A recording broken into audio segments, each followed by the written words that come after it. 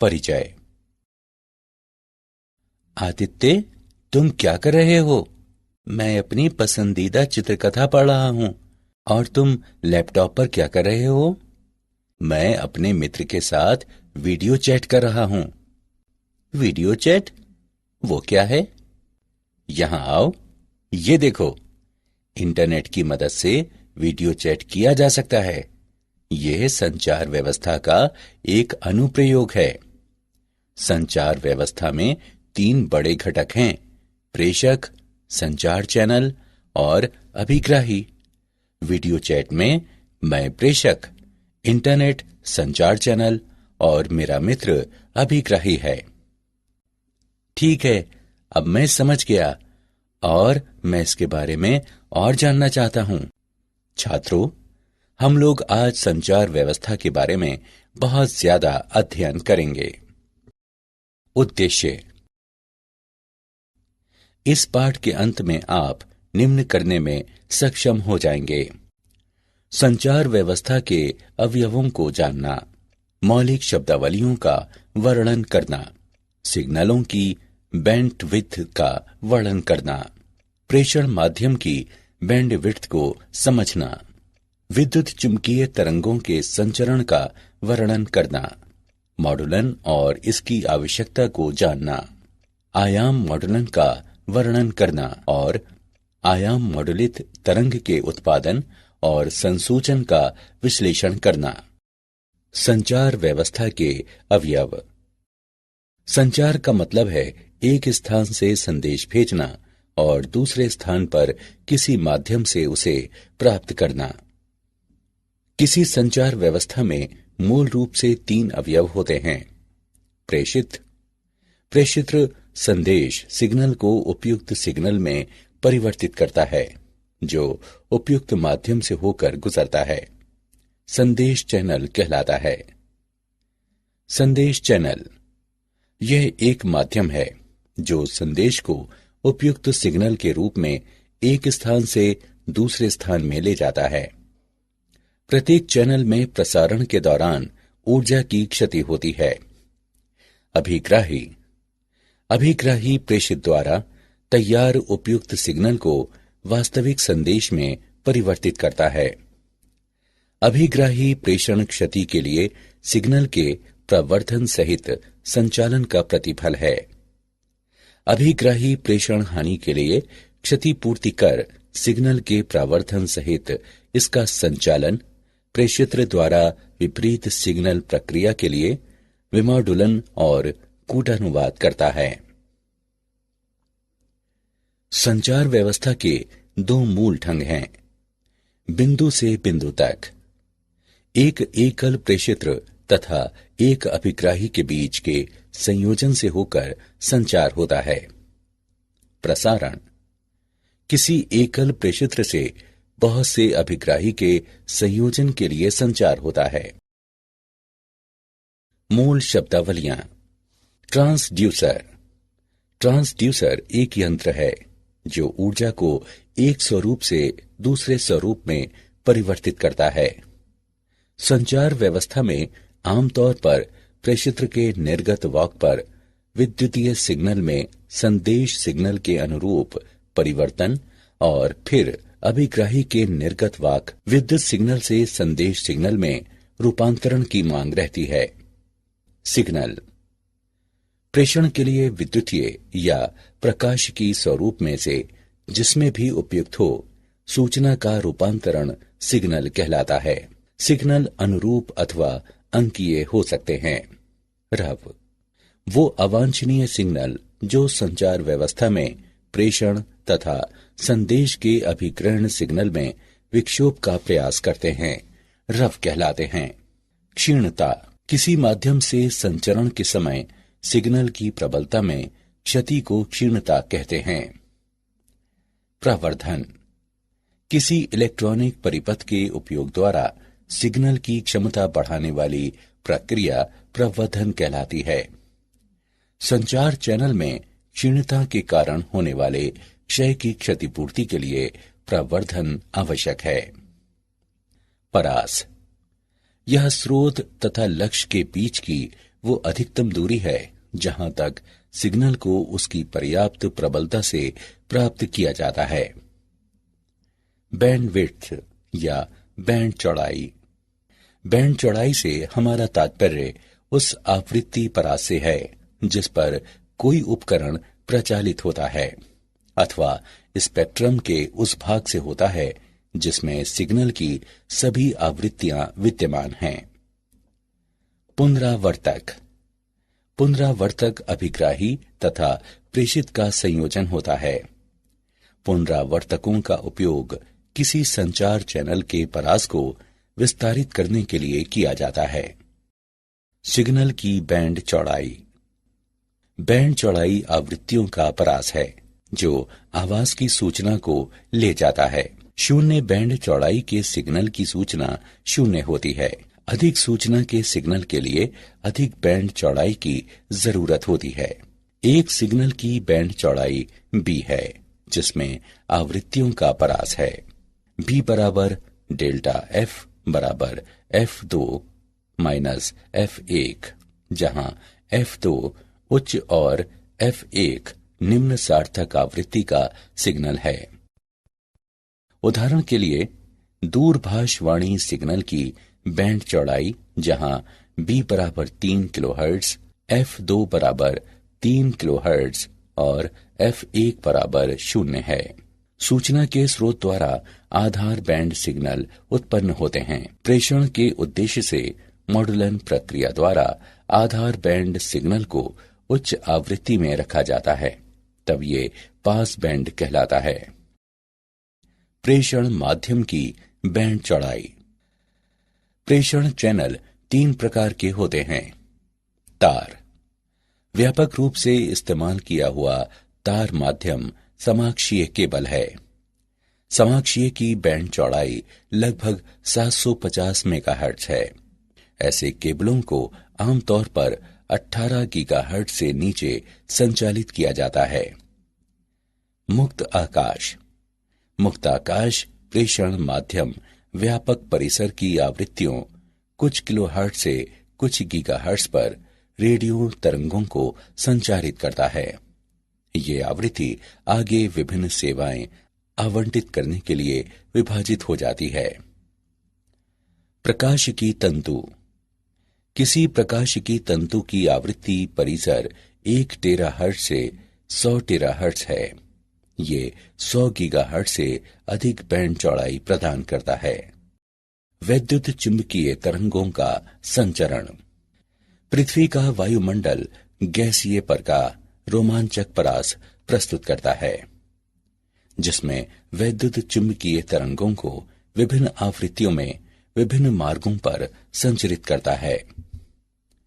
वैद्युत चुंबकीय तरंगों को 3 प्रक्रियाओं के माध्यम से प्रेषित किया जा सकता है: भूतरंग संचरण, व्योम तरंग संचरण और आकाश तरंग संचरण। भूतरंग संचरण। ये एंटीना द्वारा विकृत तरंगे हैं जो भूसतह के साथ समानांतर या निम्न कोणों पर गमन करते हैं। जब भूतरंगे भूसतह के ऊपर से गुजरती हैं, पृथ्वी के वायुमंडल द्वारा अवशोषित हो जाती हैं, इसलिए वे थोड़ी ही दूरी तय करके समाप्त हो जाती हैं। यहां भूतरंगे केवल 500 हर्ट्ज से 1500 किलोहर्ट्ज की कम आवृत्तियों के संचरण को झेल पाती हैं। व्योम तरंग संचरण। व्योम तरंगे वायुमंडल के क्षोभ मंडल तक ही सीमित हैं और इसके 2 घटक हैं। प्रत्यक्ष तरंगे। ये तरंगे प्रेषण से अभिग्रहण एंटीना तक सीधे भ्रमण करती हैं। परावर्तित तरंगे। ये तरंगे प्रेषण एंटीना से पृथ्वी तक भ्रमण करती हैं और यहां से अभिग्राही एंटीना तक परावर्तित हो जाती हैं। आकाश तरंग संचरण। ये किरणें एंटीना द्वारा बड़े कोण पर विकृत होकर ऊपर की ओर जाती हैं और आयन मंडल से परावर्तित होकर अभिग्राही एंटीना तक पहुंचती हैं।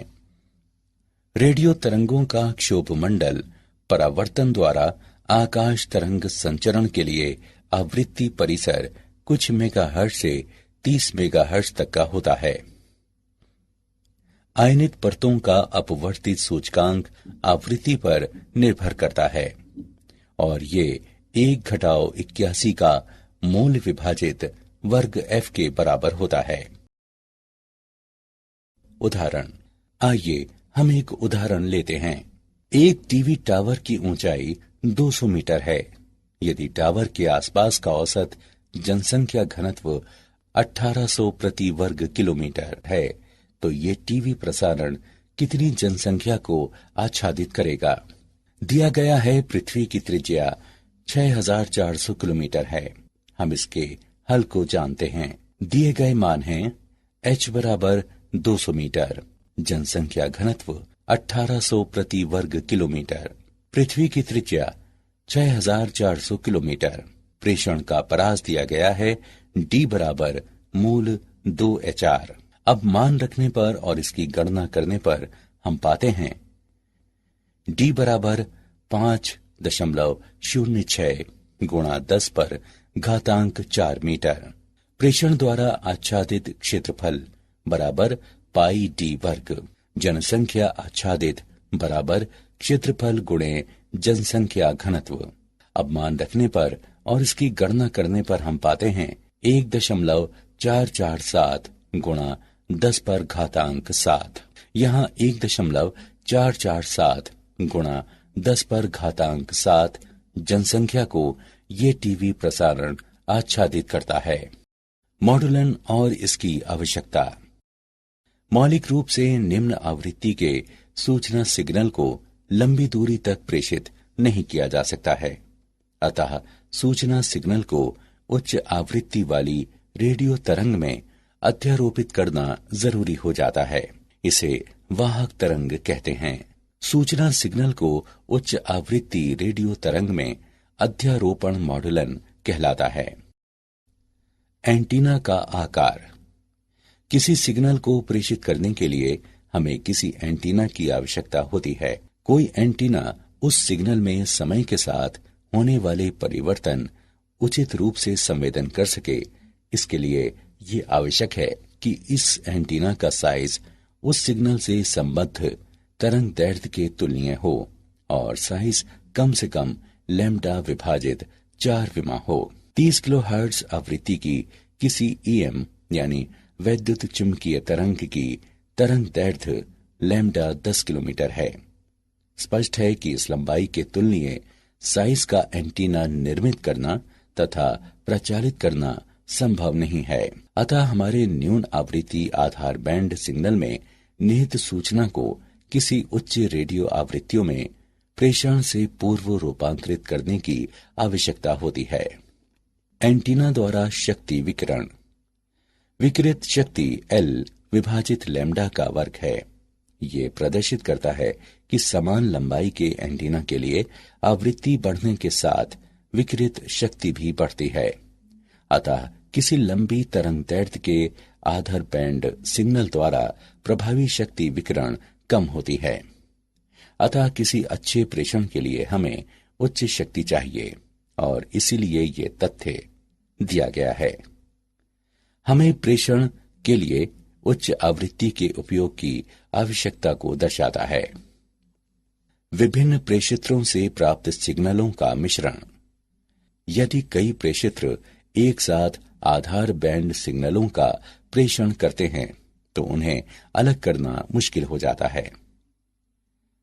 अतः प्रेषण से पहले मूल निम्न आवृत्ति आधार बैंड सिग्नल को उच्च आवृत्ति तरंग में रूपांतरित करने की आवश्यकता होती है ताकि रूपांतरित सिग्नल में उन सभी सूचनाओं का समावेश हो जो मूल सिग्नल में समाहित थी। एक ज्या वक्रीय वाहक तरंग को इस प्रकार प्रस्तुत किया जा सकता है। CT बराबर AC साइन ओमेगा CT जमा 5। मॉडुलन के 3 प्रकार होते हैं: आयाम मॉडुलन, आवृत्ति मॉडुलन और कला मॉडुलन। मूल्यांकन। आगे बढ़ने से पहले हम देखेंगे कि आपने क्या सीखा। सही विकल्प को उठाकर उसके संगत स्थान पर रखें। आयाम मॉडुलन। हम विचार करें, वाहक तरंग और मॉडुलन तरंग निम्न द्वारा प्रस्तुत किए जाते हैं। VCT बराबर VC sine omega CT, VMT बराबर VM साइन ओमेगा MT। जब एक वाहक का मॉडुलित आयाम है, तत्क्षण मॉडुलन वोल्टेज VM वाहक आयाम VC पर आरोपित होता है। जब मॉडुलन वर्तमान रहता है, तब वाहक का आयाम इसके तत्क्षण मान पर निर्भर करता है।